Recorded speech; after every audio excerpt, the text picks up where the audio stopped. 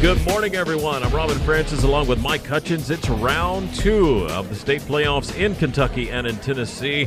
We're starting up north of the border in Kentucky. Paducah Tillman and Elizabethton in 3A. In 2A, Murray, Owensboro Catholic meet up. They're playing at Steele Stadium at Kentucky Westland. That's got to be special to play at a college in a playoff second round. It is. Big-time atmosphere, Robin. Obviously, big stakes for this game. Murray High, a nice win last week in the opening round of the playoffs. And it's a team that's got a little bit better offensively. They struggled all year long on the offensive side of the ball, putting up points.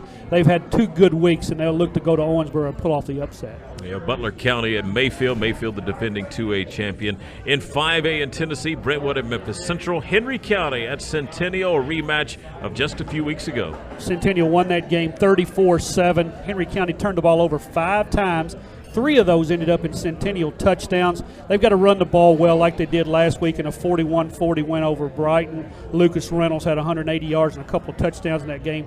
Caleb McCutcheon goes over 100 yards with a couple of scores. Savon Stewart's got to take care of the football, Rob. Had a touchdown pass last week and 98 yards on the ground. It's a Henry County team that now has some experience going on the road and winning in the playoffs. It'll be a tough task for the Patriots tonight. 4A is just a battle. Memphis East at Haywood, maybe the game of the week. Lexington at Ridgeway. 3A, Milan at Liberty, a couple of 9-2 squads. We knew this was going to happen. We thought it'd be in the quarterfinals, Robbie, but an upset loss to Dyersburg, a game you covered back during the regular season where Milan fell apart in the last couple of minutes of the ball game, pushed the Bulldogs to number 3 in that region, and I think it's going to be an outstanding game. A couple of state-ranked teams, number 6 Liberty, number 8 Milan.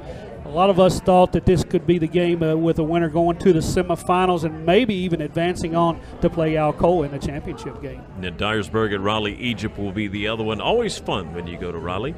In 2A, you have Scotts Hill pulled the upset last week over Adamsville. Will be going to Hohenwald to take on Lewis County. Riverside at Waverly Central. Tigers very tough at home. Yeah, they are. Matt McConnell's done a great job there at Waverly. They got past that first round last week after being upset a year ago at that juncture. I look for big things to continue for Waverly. In 1A, we know about Coalfield. They are coming in as a 2 seed. They're on the road at 10-1 going to Cloudland.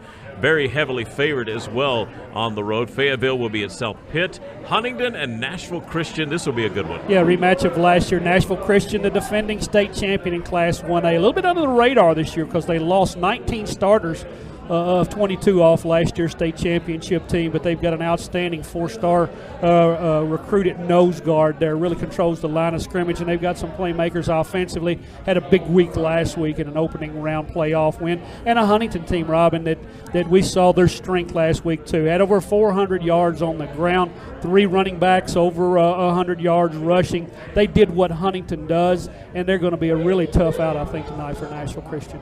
Gordonsville will be at Wayne County. Wayne County undefeated on the season and into the top 5 as well. Peabody will be at Dresden. Look out if you're the Lions. Yeah, I think so. A rematch basically of last year's scenario. We remember Peabody was beaten 39-0 last year by Dresden in the regular season, and they come back in round 3 of the playoffs and upset the Lions on their home field there at Rotary Field there in Dresden.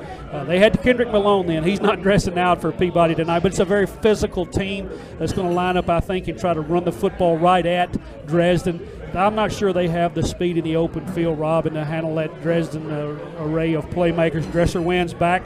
He's healthy through a couple of touchdown passes last week and a week 1 route of Booker T. Washington. Dylan Yates obviously is a great presence there in the backfield. Bryce Williams at receiver. Quincy McDonald can line up at quarterback and do a lot of things too as well, Robin. I think it's a Dresden team. If they stay focused, don't allow those outside distractions to creep in. They'll be a favorite again, but it'll be a much tougher game. Humboldt at Union City. This game was a barn burner earlier this season. Tornadoes 10-1, looking to make it past the second round where they were upset last year. 49-46 6 weeks ago. Union City holds on to beat Humboldt. They got a fumble recovery in the last 40 seconds by Caleb Craig to stop a potential game-winning touchdown drive by Humboldt there. Both teams went back and forth. Over 540 yards for Humboldt. Isaiah Brown, just a tremendous signal caller for Humboldt. 372 through the air, 140 on the ground, and accounted for 5 touchdowns. A little gimpy tonight, Robin. Hurt last week at the Kipp Academy in Memphis. Not sure he'll be 100%. They'll either be in a single wing or a spread. I don't know how you get more opposite ends of the spectrum. You're going to line up and run it and be physical, or you'll throw it all over the lot. Darren Bolin believes Union City's better in the secondary than they were in that first meeting. Braxton Waddell steps back in the starting lineup tonight at quarterback.